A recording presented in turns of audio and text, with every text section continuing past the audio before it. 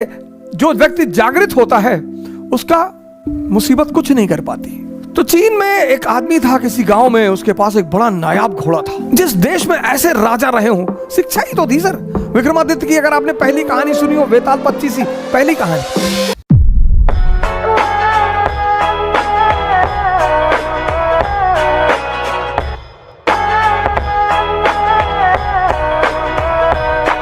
तो मैं वो कहानी सुना रहा था कि कैसे जो व्यक्ति जागृत होता है उसका मुसीबत कुछ नहीं कर पाती। बहुत बड़ा नियम है जागृति सर, होश में रहना बहुत बड़ा नियम है। तो चीन में एक आदमी था किसी गांव में, उसके पास एक बड़ा नायाब घोड़ा था, बहुत नायाब, मतलब हवा से ज्यादा स्पीड थी घोड़े की। तो उस देश के राजा ने उस आदमी को बुलाया, कहा तुम अपना घोड़ा मुझे दे दो, तुमको मैं मुंह मांगी कीमत दूंगा। उस आदमी ने कहा कि सरकार घोड़ा तो ना बेचेंगे। अरे लोगों ने समझाया कि पागल हो, तुम क्या करोगे घोड़े का, और इतना पैसा राजा तुमको दे रहा, बेच दो। अरे उसने कहा यार तुम लोग क्यों मेरे पीछे पड़े हो, जाओ अपना काम करो, हम नहीं फायदा ले रहे ना, जाओ। एक दिन क्या हुआ, घोड़ा भाग गया।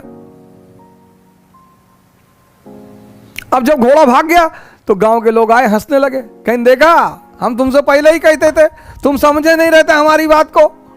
अरे उसने कहा बड़े भाई, घटना सिर्फ इतनी है कि घोड़ा भाग गया है, बस, इसमें ज्यादा चिंता करने की बात नहीं है। वो चला गया तो चला गया, मैं क्या करूं।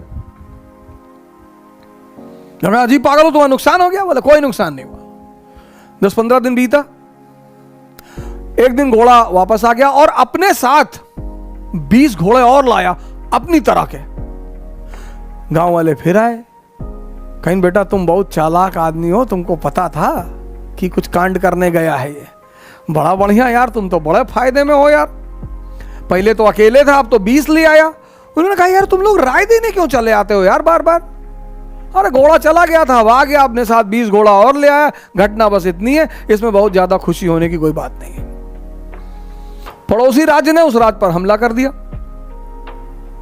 अब वो जो 9 घोड़े आए थे, उसमें से एक घोड़े को इस किसान का बेटा ट्रेन कर रहा था, घोड़े से गिरा, उसका दोनों पैर टूट गया। गांव वाले फिर आए कि बड़ा बुरा हुआ यार, बताओ तुम्हारे लड़के का दोनों पैर ही टूट गया। बोले यार तुम लोग शांत नहीं रह सकते हो, अपना निर्णय अपने पास नहीं रख सकते हो। अरे ठीक है यार, पैर टूट गया, देखेंगे भगवान कुछ करना चाहता होगा, अच्छी बात है, जाने दो। उसी वक्त पड़ोसी राज्य ने इस राज्य पर हमला कर दिया।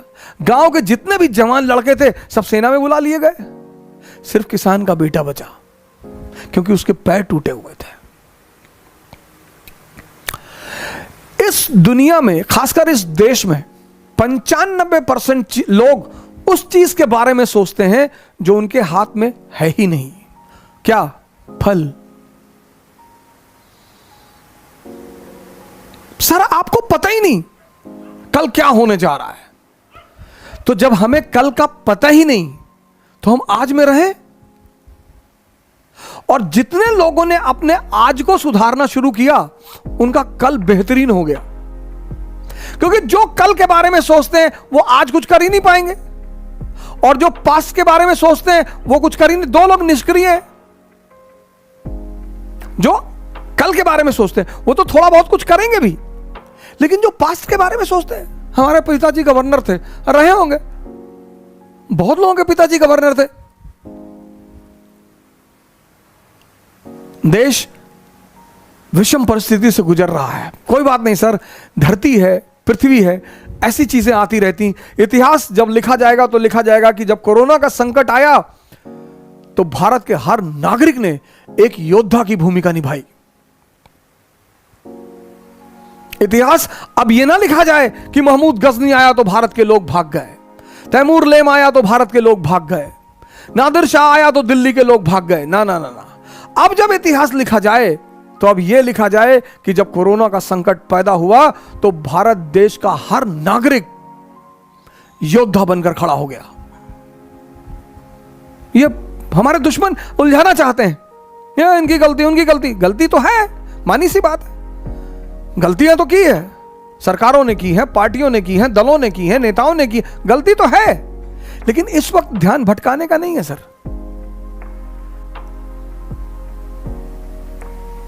जिस देश में ऐसे राजा रहे हों, शिक्षा ही तो थी सर। विक्रमादित्य की अगर आपने पहली कहानी सुनी हो, वेताल 25, पहली कहानी विक्रमादित्य जाता है। सोचिए क्या शिक्षा देने का तरीका था हमारे देश में, कहानी सुनाकर संदेश देना। उस देश में ऐसी किताबें छपने लगी जिनसे कोई मतलब ही नहीं। किताबें तो किसी को भी महान बना दे, बशर्ते वो आपसे बात करने लगे। किताबें जल्दी किसी से बात नहीं करती सर। पढ़ते बहुत लोग हैं, बात वो दुनिया में बहुत कम लोगों से करती हैं। बोलती हैं किताबें सर। और एक बार किताबें आपसे बात करने लगी, कंडीशन क्या है? किताब आपसे बात करेगी, मन शांत हो जाए। जैसे आप किताब पढ़ रहे हैं और आपका पीछे का मन बड़बड़ा रहा है, कहीं और बैठा हुआ है, तब वो समझ जाती है कि आप मेरे पास है ही नहीं, आप तो कहीं और बैठे हैं। इतनी सेंसिटिव होती हैं किताबें। इसीलिए भारत देश में हम जब किताब से पैर लग जाता है तो हम उसे उठाकर अपने मत्थे पे लगाते हैं। इसका भी मजाक उड़ाया गया, यार तुम लोग तो किताब उठा के सर से लगाते हो। बिल्कुल सर, जिससे किताबें बात करने लगे, और एक ही शर्त है किताबों की बात करने का, अगर आपका मन शांत है और आप सिर्फ उन्हीं से बात कर रहे हैं, तब वो आपको जवाब देंगी पलटकर। और अगर आपका मन शांत नहीं है, आप पढ़ते रहिए जितना आपको पढ़ना है, एक लाइन। कई बार मेरे पास स्टूडेंट आए, एनसीईआरटी को 4 बार पढ़ के रंग चुके हैं, नीले रंग से, पीले रंग से, लाल रंग से रंग चुके हैं, लेकिन पता कुछ भी नहीं। लेकिन हमारी जो शिक्षा पद्धति थी, कहानी। विक्रमादित्य जाते हैं, बरगद के पेड़ पर एक लाश को उतारते हैं, अपने कंधे पे रखते हैं, तो लाश उन्हें कहानी सुनाना शुरू करती है। अब सोचिए सर, इस कहानी का मकसद क्या है? सुनिए कहानी और उसका मकसद। लाश उन्हें कहानी सुनाना शुरू करती है कि एक आचार्य थे, उनकी बड़ी खूबसूरत सी बेटी थी। आचार्य के 3 शिष्य थे। अब देखिए क्या तरीका था पढ़ाने का, संदेश देने का। ये पश्चिम के लोग कहते तुम लोगों ने सिर्फ कहानियां लिखी, उन कहानियों में बाबूजी ऐसी ऐसी बातें लिख दी है ना कि समझ जाओगे तो जिंदगी बदल जाएगी। इतने अमीर हो, इतना समृद्धि, भौतिक समृद्धि पा चुके हो, लेकिन ध्यान करने भारत ही आते हो। बाबा रामदेव जी को मैं बड़ा प्रणाम करता हूं, बड़ी मैं उनकी इज्जत करता हूं, और जब भी मैं उन्हें देखता हूं इंग्लैंड में, अमेरिका में बैठे हुए अंग्रेज, और उनको वो कपालभाति करा रहे, तो मुझे इतनी हंसी आती कि जय हो बाबा की। बाबा सांस बेच रहा है, तुम तो कपड़ा बेचने आए थे, तुम तो कुछ भी बेचने आए थे, बाबा सांस बेच रहा है, प्रोडक्ट दिखाई ही नहीं पड़ता। बाबा हमारा बहुत बड़ा बिजनेसमैन है, सांस कोई कमोडिटी ही नहीं है, बेच रहा है। और हम हिंदुस्तानी, हम उनका मजाक उड़ाते हैं। आप उनसे असहमत हैं, वो एक अलग बात है। हो सकता है आप उनकी राजनीतिक विचारधारा से असहमत हो, बहुत अच्छी बात है सर। मैं आपसे बार बार कहता हूं कि मतभेद का मतलब मनभेद कभी नहीं होता सर। आप में से बहुत सारे घरों में आप नॉनवेज खाते हैं, आपकी माताजी नहीं खाती, आपके पिताजी नहीं खाते, तो इसका मतलब दुश्मनी सर? बिल्कुल नहीं। दुश्मनी जब भी होगी तो जब इंटरेस्ट खतरे में पड़ेगा तब दुश्मनी होगी। बेवकूफ जो है, जो बेवकूफ है समाज में, वो मतभेद पे मनभेद कर लेता है कि ये मस्जिद में जाते हैं, अरे तो पूजा करने जा रहा है ना, ये मंदिर में जा रहे हैं, जाने दो।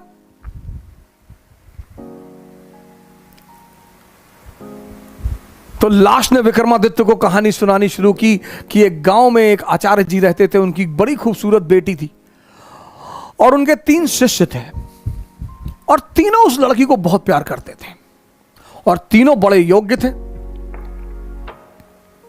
आचार्य जी को भी लगता था कि यार योग्य तो तीनों है, लड़की को भी लगता था कि योग्य तो तीनों है, तो शादी किससे करूं? बाप और बेटी दोनों बड़े कंफ्यूज थे कि विवाह किससे किया जाए।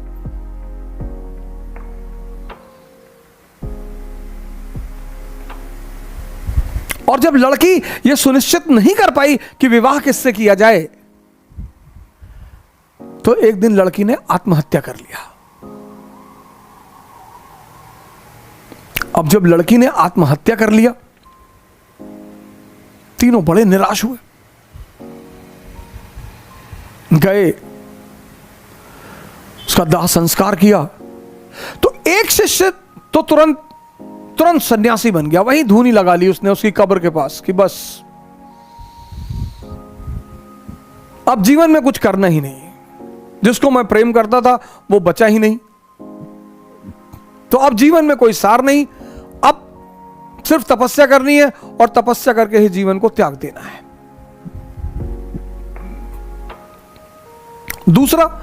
दूसरा फकीर बन गया, घूमने लगा देश विदेश में। उसे पता था कि हिंदुस्तान में कुछ संत हैं जो फिर से जीवित करने का मंत्र जानते हैं। लगा वो उन संतों को खोजने जो फिर से जीवित करने का मंत्र जानते थे। तीसरा जो उसमें था, वो डेली जाता था, उस मृत शरीर पे मसाला लेप लगाता था, साफ करता था, फिर उसे वहीं रख देता था। अब ये सिलसिला कुछ वर्षों तक चला, 2-4 वर्षों तक चला। तो वो जो घूम रहा था चारों तरफ, फकीर बन गया था, मंत्र की तलाश कर रहा था, पुनर्जीवन देने के मंत्र का जो तलाश कर रहा था, उसे एक दिन कुछ महात्मा लोग मिल गए, वो उस मंत्र को जानते थे। उसने उनकी सेवा की, उन्होंने उसे वो मंत्र सिखा दिया। जैसे ही उसने मंत्र सीखा, वो भगा वापस गांव की तरफ।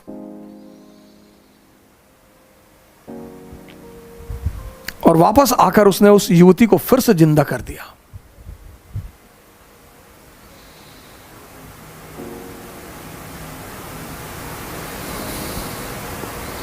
जब उसने फिर से जिंदा कर दिया, तीनों दावेदार फिर खड़े हो गए, और अब तो युवती और सुंदर हो गई। तब उस वेताल ने विक्रम से पूछा कि विक्रम बता कि अब लड़की को किससे विवाह करना चाहिए। अगर तेरे मन में उत्तर आ रहा है और तू जवाब नहीं देगा तो तेरे सर के टुकड़े टुकड़े हो जाएंगे, और अगर तूने जवाब दिया तो मैं तुझे छोड़कर चला जाऊंगा।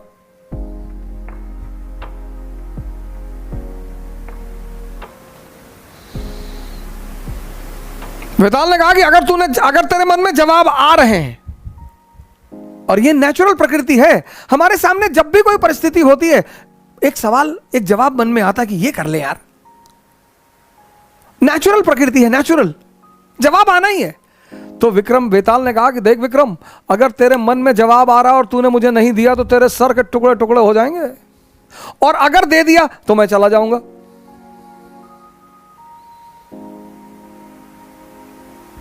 योग्य आदमी, भाई योग्य हो अयोग्य हो, मन में परिस्थिति में अगर परिस्थिति बन रही है तो जवाब आएगा।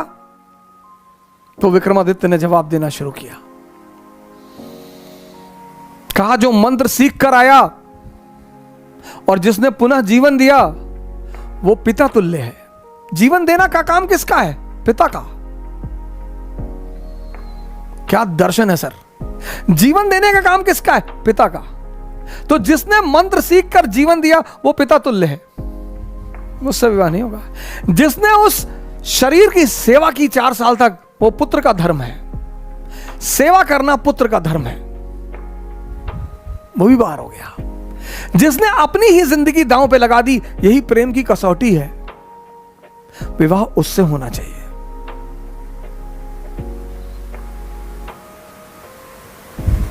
यह था शिक्षा देने का तरीका।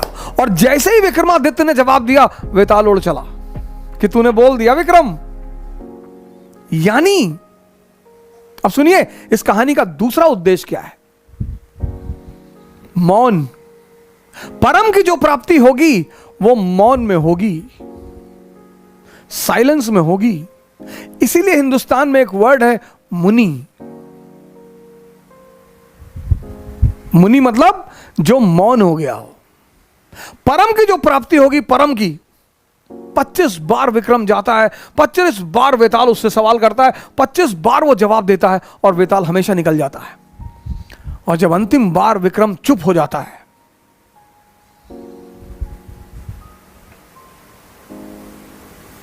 यह थी भारत की शिक्षा पद्धति। मैंने कहा ना, अगर आप पीछे पलटकर देखें भारत के इतिहास को, तो कभी कभी आपको लगा कि यार इतने महान लोग कैसे पैदा हो? तब तो यार ये कोठारी इंटरनेशनल नहीं था, तब तो रेयान इंटरनेशनल नहीं था। गांवों में जो स्कूल खुलते हैं, मैं गोरखपुर जा रहा था गोंडा से, तो रास्ते में एक कस्बा पड़ा, तो वहां पे स्कूल का नाम मैंने पढ़ा, वास्को डिगामा इंटरनेशनल स्कूल। गांव में सर, मतलब नाम का मतलब यह है कि हम अंग्रेज हैं, हम तुम्हारे बच्चों को अंग्रेज बनाएंगे। अंग्रेजी सीखना बुरी बात नहीं है सर, किसी भी भाषा को सीखना बुरी बात नहीं है, लेकिन अपनी संस्कृति को समझे बिना अगर हमारी देश की 95% जनता ध्यान और योग कर रही होती ना सर, कोरोना कुछ नहीं कर पाता। लेकिन हमने तो मजाक उड़ाया सर।